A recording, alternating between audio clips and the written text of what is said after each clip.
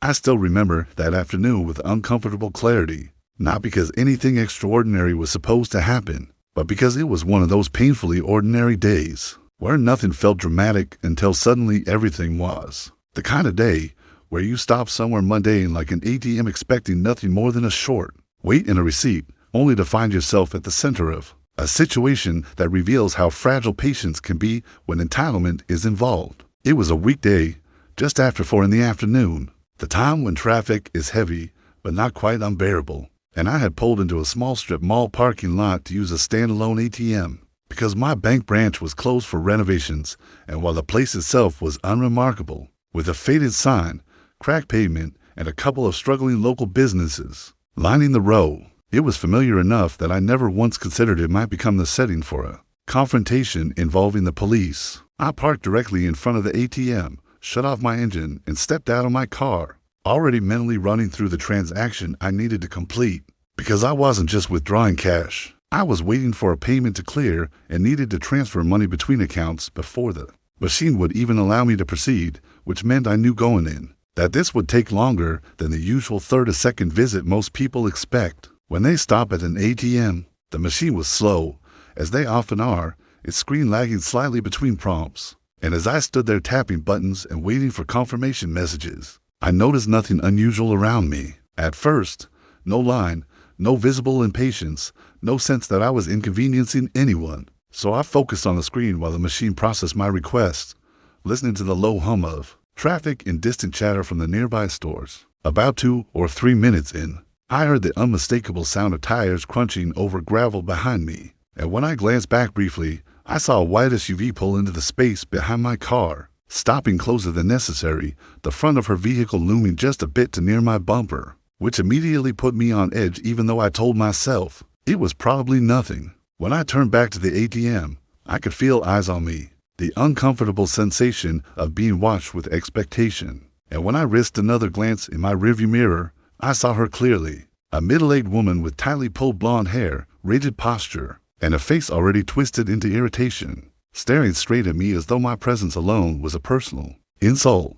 At first, I ignored it, because waiting at an ATM is a normal part of life, and I hadn't even been there 5 minutes, but every 30 seconds or so, she crept her car forward slightly, pressing into my space without touching it, a silent but aggressive way of telling me she thought I was taking too long. The ATM froze briefly, displaying that dreaded "please wait" message that always feels longer than it actually is. And before I could even react, a loud blast from her car horn shattered the quiet of the lot, making me flinch and drawing the attention of a couple walking past the nail salon to my right. I turned around, startled, raised one hand slightly in a universal gesture meant to signal I'm almost done, and mouthed the words without sound, hoping that would be enough to diffuse the tension. But instead of calming her down, it seemed to flip a switch. Her driver's side door flew open, and she stepped out with sharp, deliberate movements, slamming it shut behind her and marching toward me as if she had been waiting her whole life for a moment like this,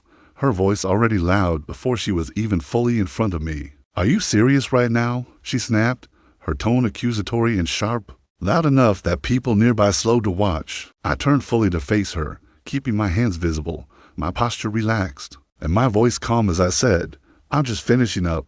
It'll only be another minute." She scoffed dramatically, folding her arms across her chest and rolling her eyes. "You've been there forever, and you don't seem to care that other people exist." I glanced briefly at the ATM's on-screen timer out of instinct, noting that I had been there less than 4 minutes, and replied evenly, "It's an ATM. People take different amounts of time." That answer visibly enraged her, her face flushing as she took a step closer, invading my personal space, pointing a finger at the machine like it had personally offended her. "This is exactly what's wrong with people like you," she said loudly, emphasizing each word as though delivering a public lecture. "You think the world revolves around you." I felt irritation rise in my chest, but I reminded myself that escalating would only make things worse, so I turned back to the ATM, determined to finish and leave, hoping she would simply use the machine once it was free and the situation would end there. Unfortunately, the machine prompted me to confirm my transfer again, forcing another short delay, and before I could even press the button, she announced loudly, "That's it, I'm calling the police." I actually laughed at first, assuming it was an empty threat born out of impatience. because calling the police over an ATM wait time felt absurd beyond belief. But when I heard her clearly say into her phone, "Yes, I need to report suspicious behavior at an ATM," the laughter died in my throat. I turned slowly and asked, "Are you really calling the cops because I took too long at an ATM?" She looked at me with a smug expression, lips curling into a self-satisfied smile. "If you're not doing anything wrong, you shouldn't be nervous." The transaction finally completed, and I stepped away from the machine, gesturing toward it. "I'm done. You can use it now." But she wasn't interested in the ATM anymore, because this was no longer about cash.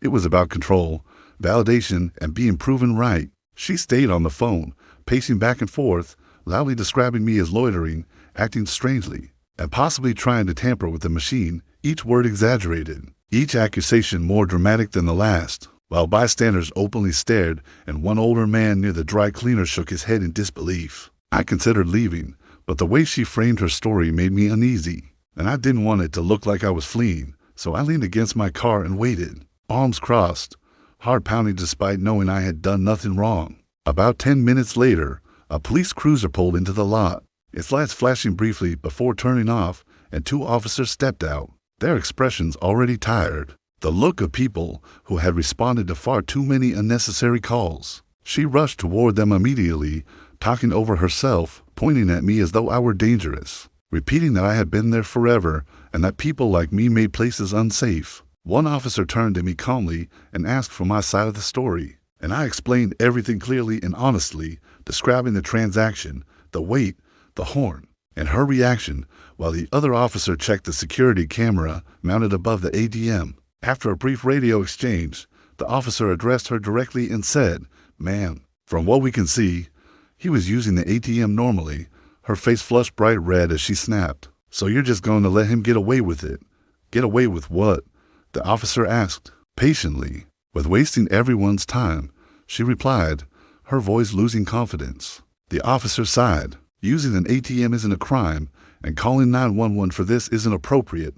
Silence settled over the lot as people watched, and for the first time since she arrived, she looked embarrassed rather than powerful. The officers warned her about unnecessary emergency calls, told both of us to go about our day, and left, ending the ordeal as abruptly as it had begun. As I drove away, I felt a strange mix of relief, frustration, and disbelief, realizing how quickly entitlement can turn a simple moment into a public spectacle. And ever since then, every time I wait at an ATM, I remember that day and remind myself that patience costs nothing. But calling the cops over impatience costs everyone their dignity.